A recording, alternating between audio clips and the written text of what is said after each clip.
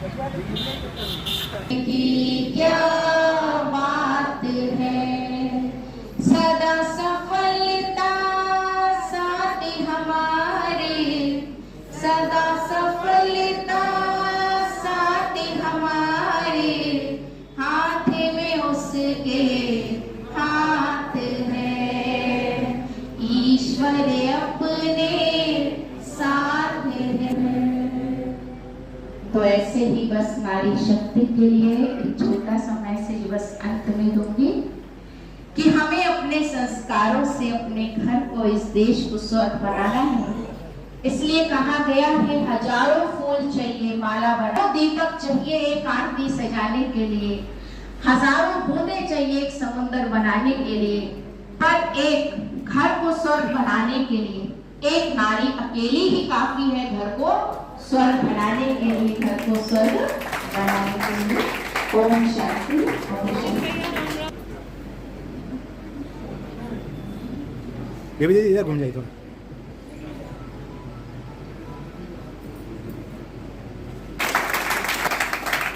आप लोगों ने अपना जीवन पूरा समर्पित कर, बहुत वरिष्ठ कवित्री डॉक्टर मेघा अग्रवाल जी उपस्थित हैं। पहले हम लोग उनका सम्मान करेंगे, फिर उनको बोलने के लिए अनुरोध करेंगे उनसे। तो मैं सुदीप शर्मा जी से निवेदन करूंगा एक मेमेंटो है।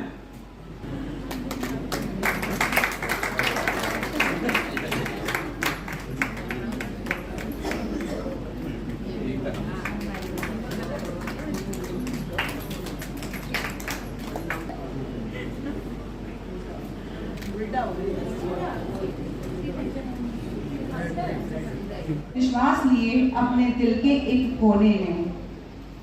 कहते हैं 12 साल में तो घूर के भी दिन बदल जाते हैं, कहते हैं 12 साल में तो घूर के भी दिन बदल जाते हैं, फिर आखिरकार मेरे भी दिन बदलेंगे क्यों नहीं।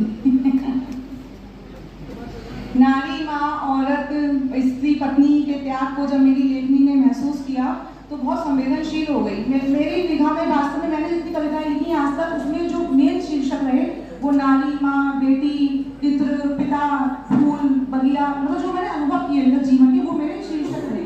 तो ये जो मैंने आज बनाया, देखिए हम लोग माँ पर बहुत बोलते हैं, हम लोग बेटी पर बहुत बोलते हैं, हम लोग स्त्री पर बहुत बोलते हैं।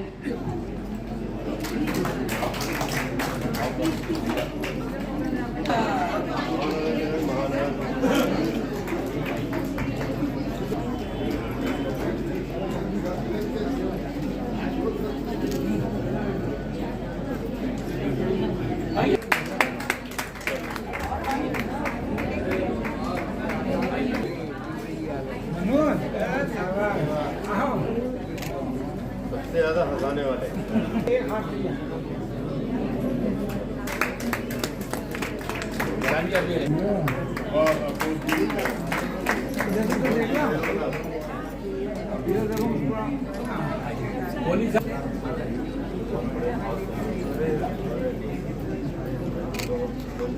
भाई साहब इधर देखिए, एक मिनट एक मिनट गाने सिंह दिया जाए। डॉक्टर तेंदु सिंह आ जाए। गिरी हो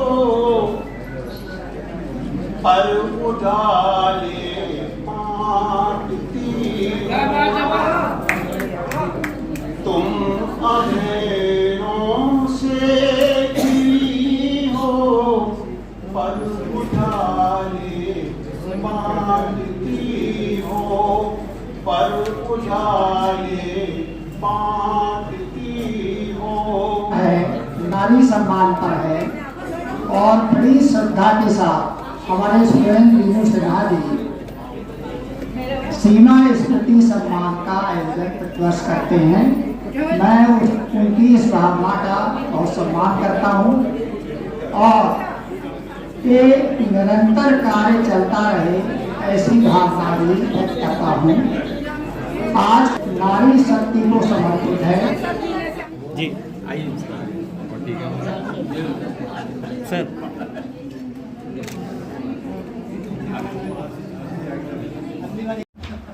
देखिएगा शिक्षा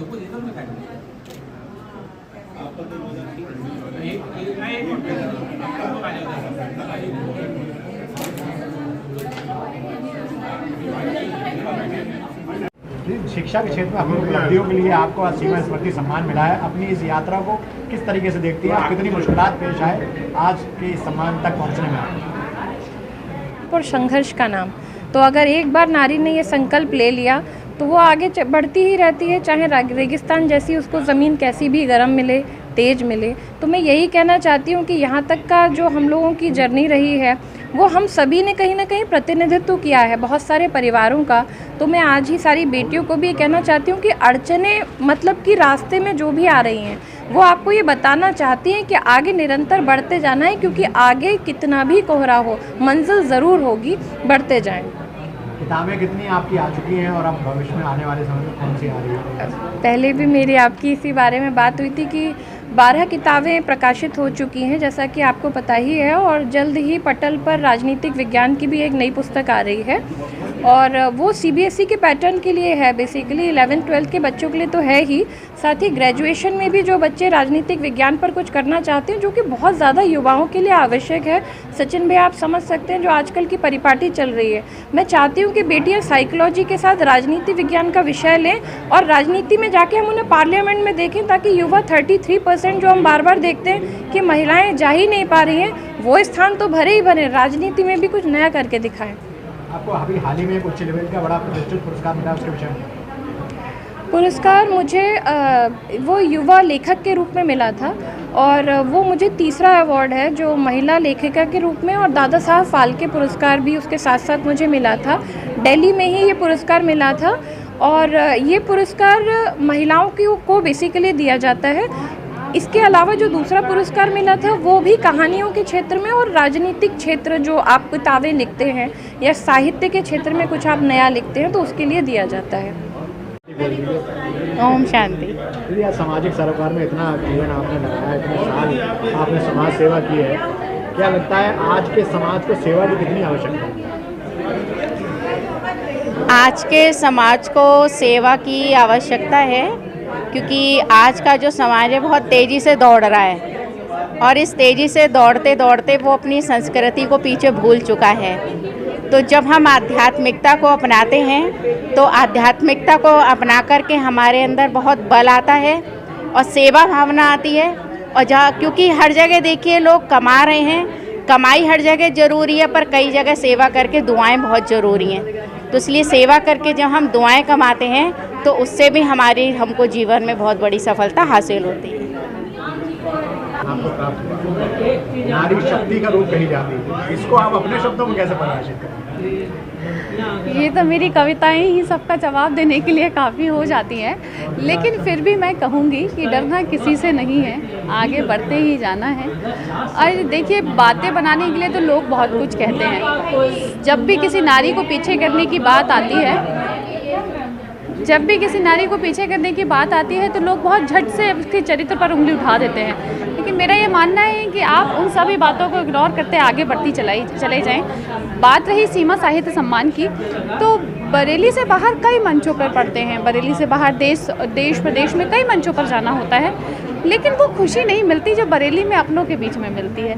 आज जब अपनों से जो प्यार मिलता है ना, वो अतुलनीय है, वो वैसा कहीं भी कुछ नहीं होता है। बाकी मैं अपनी बहनों से यही कहना चाहूँगी कि रुकना नहीं है, पीछे मुड़कर नहीं देखना है, बस हर चीज़ को एंजॉय करना है, लोगों की बुरी बातों को भी और अच्छी बातों को भी। अपनी जीवन यात्रा को काव्य के शब्दों में कैसे कहेंगे?